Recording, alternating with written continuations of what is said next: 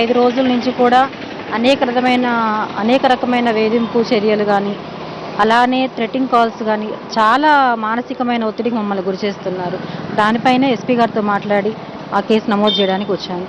అదే కాకుండా మీడియాను తప్పుదారి పట్టించడానికి రకరకాలమైన లేనిపోనికి ఏవో చెప్తున్నాడు అతను.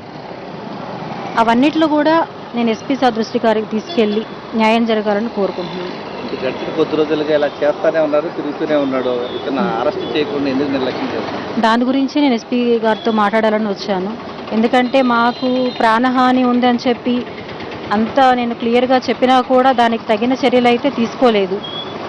ఆ తర్వాత కూడా 5-6 రోజులుగా మాకు చాలా రకమైన బెదిరింపు కాల్స్, సాక్ష్యాలు కూడా లేకుండా చంపేస్తాము అని చెప్పి ఇలా రకరకాలైన ఒత్తిళ్ళు మా పైన ఉన్నాయి. దానికి ఎస్పీ సార్ని కలిసి మళ్ళీ కంప్లైంట్ ఇవ్వాలని వచ్చాను.